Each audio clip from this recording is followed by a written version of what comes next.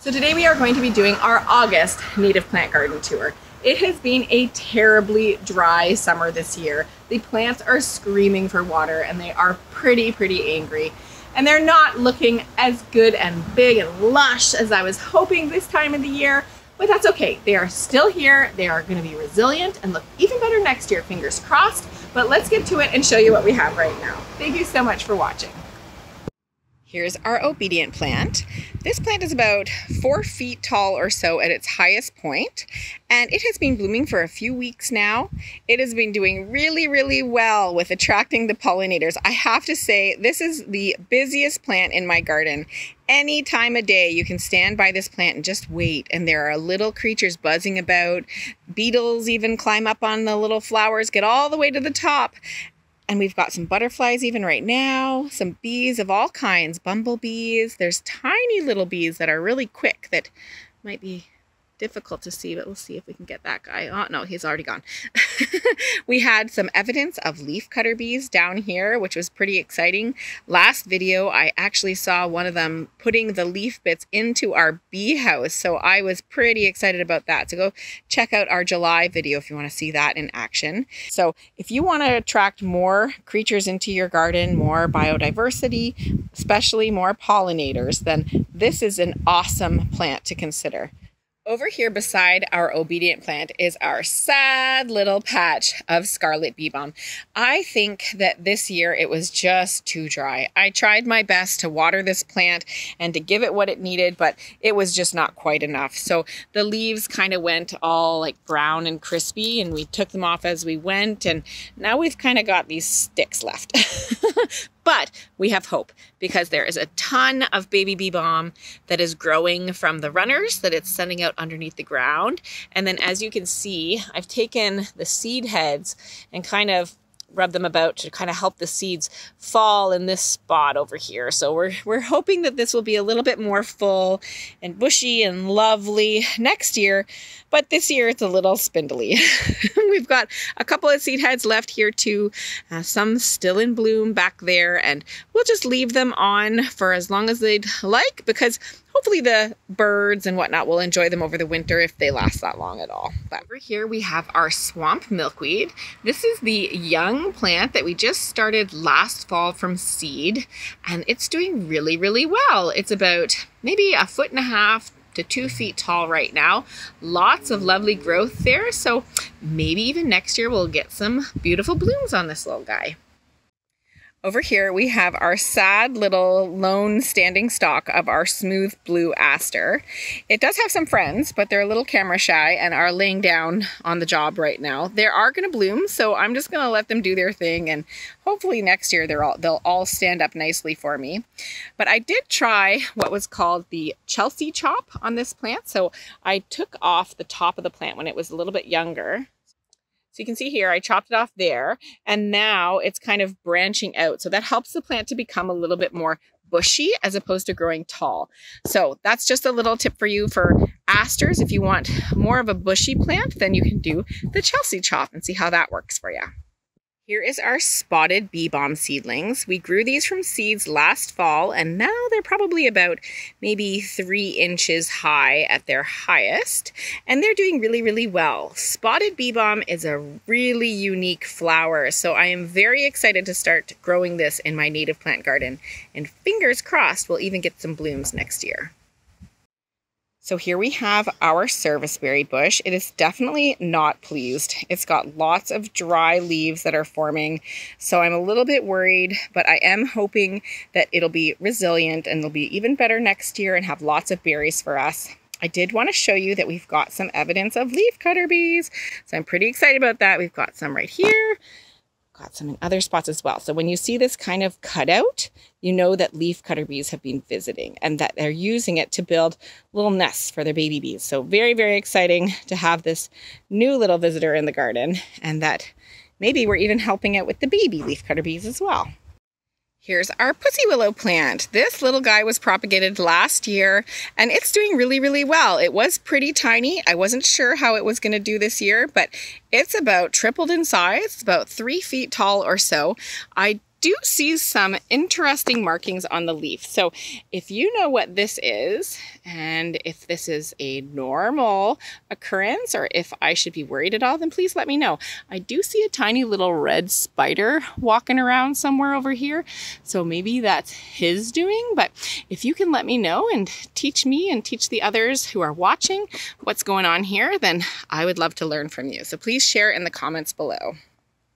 So we are over here in the blackberry bush, and no, I don't think they're native blackberries, but I did want to show you that perhaps we have some evidence of native bees. So I'm thinking that this hole here in this blackberry stalk might be a hole that a native bee has used to perhaps put its baby bees. And we've got some little shavings down here from where they dug out the stalk. So if you know what might have made that hole, and if there's maybe some lovely little baby bees growing in there, then please let me know. I'd like to learn from you. Here's our foamflower in our shady garden. It is definitely unhappy. We have been doing our very best trying to water it, but I don't think that we're giving it quite as much as it would like. It's kind of laying flat over here, but we do have some new growth. So we have new little leaves growing in here, and then it's also sending out shoots. You can see it going boop, boop, boop over here. So it's clearly doing well enough. But hopefully we'll be able to give it more water next season, because this year it has just been brutally dry. Here we have our Canada anemone, another super dry plant right now. It's kind of laying back down as well. You can see that I can lift it up and it'll stand to probably about 3 feet tall or so. So clearly not exactly very pleased in the garden, but it is making some new little leaves down here. So hopefully doing fine enough that it'll spread and then do even better in this shady part of the garden. As I've said in previous videos, I'm going to be moving this. This is kind of near the front of my shade garden, and I'm going to be putting it kind of back towards the porch because it has a taller stance than I was quite expecting for this guy. Over here behind the Canada anemone is our Solomon seal, and it's looking really, really good. Despite the terribly dry summer that we've had, it's very, very green. It's very lush. There's no signs of drying at the leaves. So I'm pretty impressed. For such a big plant, it's standing up pretty well to this terribly dry season that we've had. Over here beside the Solomon seal, we've got our marginal fern, and it is clearly very, very unhappy. It is dry and crispy in many, many spots, but we still have some greens, so there's still some hope for this guy.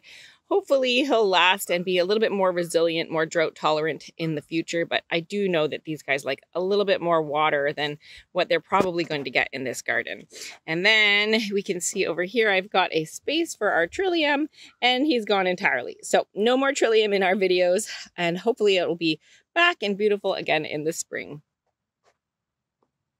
Over here beside our rain barrel is our New England Aster. You can see down here by the base that it is quite dry because of all of the drought that we've had, but there's tons of flowers starting. So it's clearly doing well enough. See if we can get a close-up here of how they look as they're just starting to pop. So we are going to be expecting a ton of these beautiful purple daisy-like flowers with the golden centers that I just love. So over here is our butterfly weed, and it is in a really neat state right now. Just when you think that all of the blooms have passed and the seed pods start forming, you get a whole new flush of blooms. So it just kind of holds on to summer with this bright, beautiful orange color. Tons of pollinators come to visit this plant. This is not just for butterflies. All sorts of bees have come to visit. I got some pictures that I shared on Instagram if you want to take a peek at that. And then these are the seed pods. Really neat looking. They stand up straight, and then as they develop the seeds inside, they'll go brown and crispy in a few weeks, and that's when you'll know that the seeds are ready for harvesting. If you'd like to pick them off and then share them with others or move them to other spots in the garden, I got a little video for that. I'll show you how to do that later. So here is our narrow leaf vervain, and we got 3 plugs from our Reap Green Solutions sun box, and this is the one that's doing the best. The other 2 are a little dry and crispy. They're pretty angry right now, but they do have some growth. You can see the one kind of behind there that is still holding on. But let's focus on this one. This one is almost done blooming. You can see that they bloom from the base of the stalk all the way to the tip. And here are a few little flowers that are left. They're super cute. Tiny little purpley lavender little flowers that are super small, but the pollinators definitely love to come and visit. Over here beside our narrow-leafed vervain, we've got our little blue stem grass, which is doing really, really well. And it's kind of hard to see with the lighting right now, but it's just a beautiful kind of smoky, bluey green color in the foliage. Really, really, really pretty. I'm super excited about this because it's doing really well, again, despite the dry summer that we've had. And you can see that it's starting to go to seed. So I'm not sure what else it will do right now. I'm still learning about this plant, but it is looking kind of cool. So very excited to have it in the garden. This is our Lanceleaf Coreopsis. It's such a bright and beautiful summer flower. I just love it. It looks like sunshine in the garden. And last month I deadheaded it. And so now we've really extended the bloom time. So pretty excited about that. We've got some seed heads forming as well that we'll leave on there for the birds, and we'll leave that over the winter time. And then we've still got more blooms coming. So that's pretty exciting. We've got more blooms ready to come, and then some that are all in bloom. So lots of stuff going on right now in this plant. I did think it was interesting to see that where I deadheaded it, it's kind of gone like brown and crispy and is ready to like snap off. But the rest of the plant is looking like green and lush. So very cool plant, very pretty in the garden, and is definitely growing quite quickly. So lots of space here for this Lanceleaf Coreopsis, because we've got some buddies over here that are tiny that we grew from plugs, and then another one over beside the sedum as well. So lots of space for this sunshine flower in the garden over time. Here are our golden Alexanders. We've got 2 plants that we transplanted this spring, and they're doing really, really well. Despite all the heat and the dryness, they are surviving. They've got a little bit of evidence of dry leaves, but other than that, they're doing really well. And you can see too that we've got some new growth coming in down here, some itty bitty baby leaves. So this guy is going to do great. And also, bonus points, it is a host plant for the swallowtail butterfly. So hoping to have some butterfly eggs, and fingers crossed for some caterpillars next year. So over here in our boulevard garden, we have our wild bergamot. Now, I didn't deadhead this plant. If I did, I might be expecting a new set of blooms, but I did not. So I've left them all to go to seed. Here's the seed head. It looks pretty cute. And I'm just going to let that develop over time. And then what I'd like to do is use those seeds to kind of develop more of a whole big patch of Beebalm in this part of the garden. You can see that I have new growth coming, so that's exciting, but I want a whole bunch of it. So that's the plan for this, although I will leave a couple seed heads on there for the birds. Over here beside the wild bergamot, I've got my seedlings that are blooming already from our black-eyed Susans, or our native variety, which is called Rudbeckia hirta.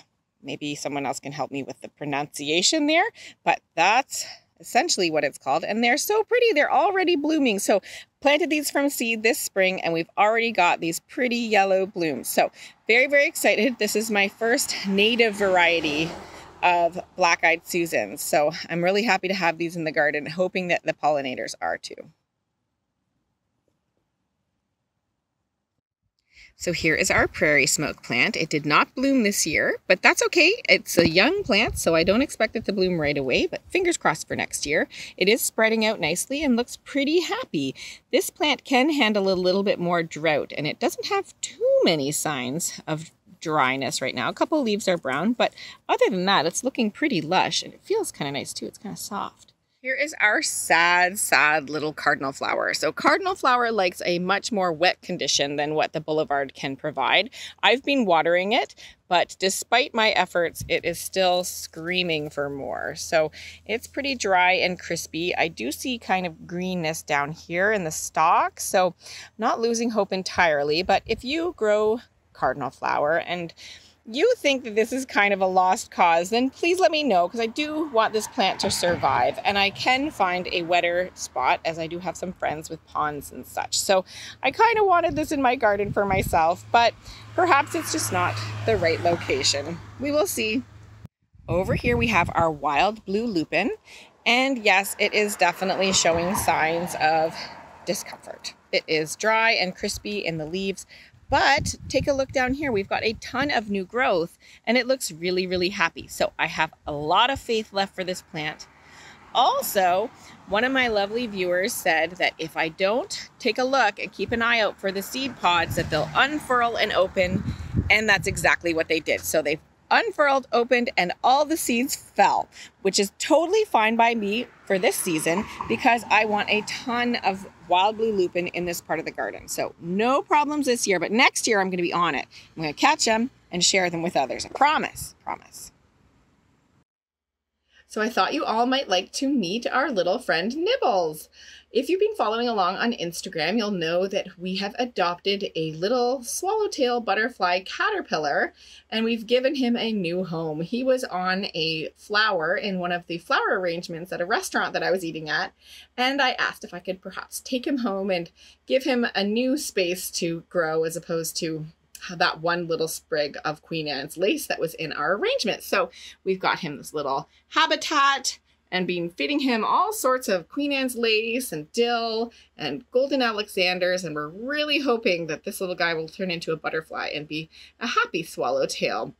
I am a little worried that this is the overwintering generation, and so if you are a butterfly expert and you happen to know if this guy's going to need a home for his chrysalis over the winter, I would love to have that heads up. So please let me know in the comments below.